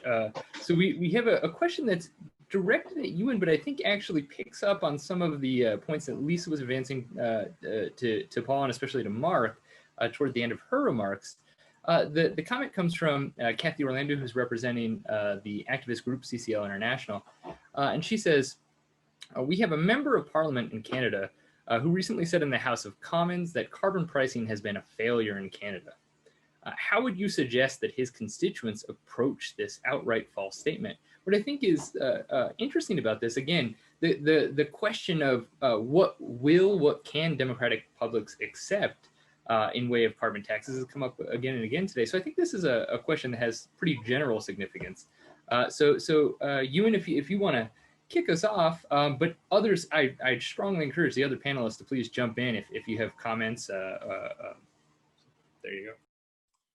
So here I profess my near complete ignorance as to what the Canadian situation looks like and what justification the Member of Parliament would be sort of drawing on to make that claim. So until I know that, I don't really want to say anything at all, if that's all right. But other people may know the situation much better, and then I can jump back in if I feel I've got something to add. Could I perhaps jump in to refer to, I'm like you, Huan, I know nothing about what this politician had in mind, but connecting to the question of acceptability and Lisa's excellent points, I think what's difficult is to really put things in perspective. And so what we do with the model is not something that people can understand right away, because people don't really know what the business as usual scenario is. And so when we talk in terms of comparison with business as usual, it's very abstract. And in fact, what looks like a trough in our graphs is not a trough in reality, because it's the difference between two curves. One is scenario and the other is another scenario. But in all these scenarios, there is growth all the time for everybody. Which is perhaps questionable, but at least in this model, there is never any serious recession due to whatever policy or climate impact that you have. And so if you look at it in this way and you discuss in terms of what will be the growth rate of income or whatever in the near future, it never looks catastrophic in this way. And perhaps following up on another point that Lisa made, which also connects to acceptability, she said there are other redistributive tools that we could consider. Of course, yes, that's a good point. So what we do in the model is indeed building a scenario which ignores some possibilities. I guess the question is whether this scenario is politically relevant or not. And one example perhaps that suggests that it is politically relevant is what we see in the US with the Climate Leadership Council, which started with conservative politicians and economists. So it comes from the right wing of the political spectrum. And what they proposed was exactly this kind of thing, a carbon fee and a dividend that's distributed equally across people. And so the fact that this kind of thing is proposed, right, by the same kind of people who would be totally against putting up a wealth tax or increasing income tax in a dramatic way, that's quite interesting, right? So there might be political issues there, and I'm not a political scientist, but sometimes it's a framing issue, as we already heard, and it might be that a specific carbon policy with a specific recycling is more acceptable than looking at all the tools we could have and doing compensations with other tools. And part of that might have to do with the trust in the institutions and all that. But these are indeed very, very complex issues.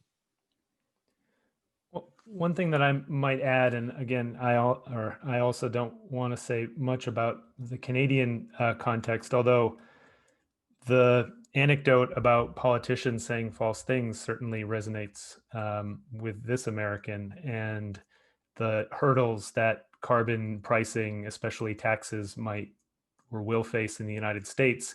I wasn't around to hear, I wasn't able to hear Ewan's talk, but Kian's question about the difference between a carbon tax and something else based on the social cost of carbon is super important in the US context, because really the only one of the very few constitutionally sanctioned tools that the federal government has in the US to address greenhouse gas emissions is a tax. It's one of the few explicit powers that the Congress has. And it's been at the heart of, for example, whether or not the Affordable Care Act is constitutional or not, depends on whether this one tiny part of it is a tax or is not a tax. That question is important, at least in the sort of legal context. But one thing I want to add, and it actually comes out of the book that I wrote my paper in response to, and I think this would be true if the book engaged in a more robust welfare analysis than what it does engage in, is that virtually every analysis of the costs and benefits of a carbon tax or robust carbon pricing finds that the non-climate benefits are greater than the climate benefits. And some of this has to do with the issue of discounting and the fact that the non-climate benefits, that is benefits, for example, in the form of reduced air pollution, local ambient air pollution, occur earlier on, and so they don't get discounted as much. So, but setting that aside, the air quality related benefits of a carbon tax, a tax on fossil fuel combustion, would be enormous, both in monetized costs, monetized figures, and also just in terms of what it does for people's lives.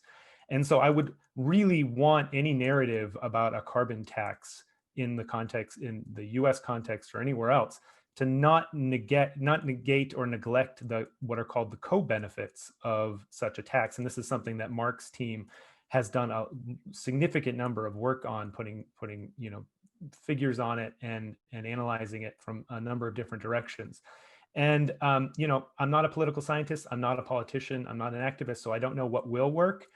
But if you combine what COVID-19 has shown us, has revealed about the stark disparities in the United States and what communities of color face in terms of background, social determinants of health, the co-benefits of carbon taxing needs to be front and center. And if we do that, I'm not saying we're going to win over right-leaning politicians in the United States, but it makes the case against it it makes the case for it that much stronger, and really requires people to say even much worse things to discredit the benefits that could come.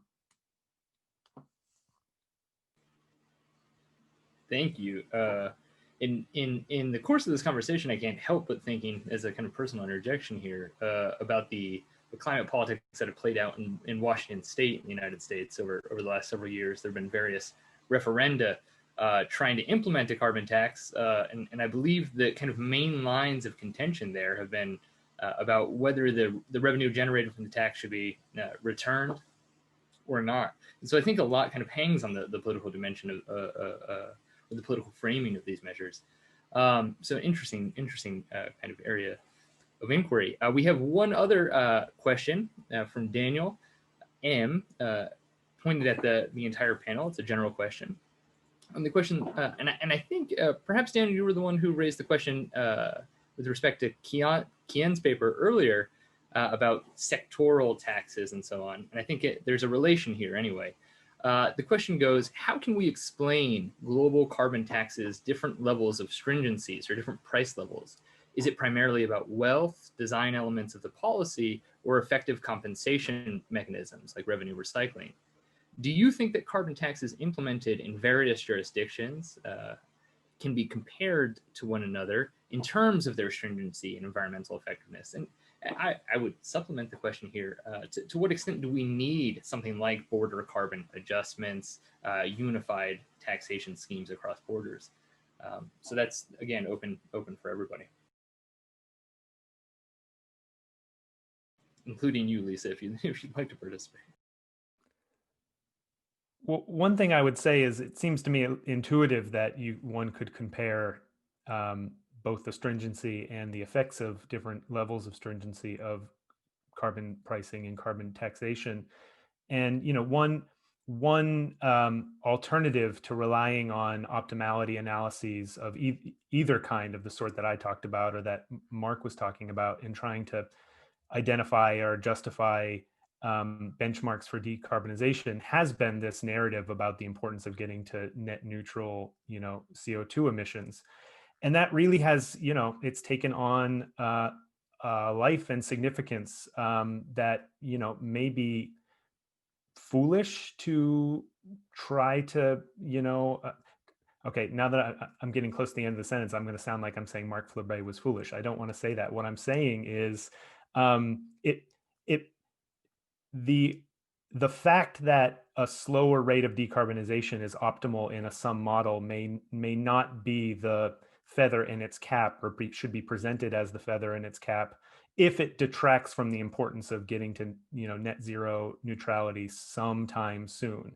And I'm not saying that Mark's team or his rhetoric is saying that, but it is a choice in the way people talk about what we should be striving at, whether or not we should be trying to optimize carbon, CO2 emissions, or whether we should be trying to get to net zero in 2050 or 2075. And I think there's the world has moved towards talking about net zero. I think a lot of activist communities and even the whatever group of the economists in the U.S. are calling for carbon taxation. I mean, they've been arguing for connecting levels of stringency to that idea of getting to net neutral. And so we certainly could ask states in their efforts. They couldn't do it by themselves, but to be thinking about what it would take to get the state to net zero CO2 emissions by a certain date. And so both, I think that's going to be an important part of the narrative going forward, just as a prediction of mine. And also I think it's important to sort of harness the enthusiasm that the world has shown for that net zero number. I may just add a footnote to that. The issue of comparison goes back to Goran's discussion of effective carbon prices, right? And but you have interesting websites, and the group that has been led by Joe Stiglitz has tried to compare the level of taxes in various regions of the world. An additional issue that must be kept in mind is the coverage of the tax is also a relevant dimension. So in some regions, it covers more sectors than in others. So you have to look at that as well, which adds a little bit of complexity to the picture. Any final comments from any of the panelists before we adjourn? No? Okay, great. Well, in about 10 minutes, we're going to have our keynote address by Professor John Broome. I hope you'll stick around. 10 minutes is a good amount of time to sneak away, make a cup of tea. It's my plan at least. So we'll go ahead and pause it right here, and I will see everyone hopefully back in just about 10 minutes. Thank you again to the panelists for outstanding presentations.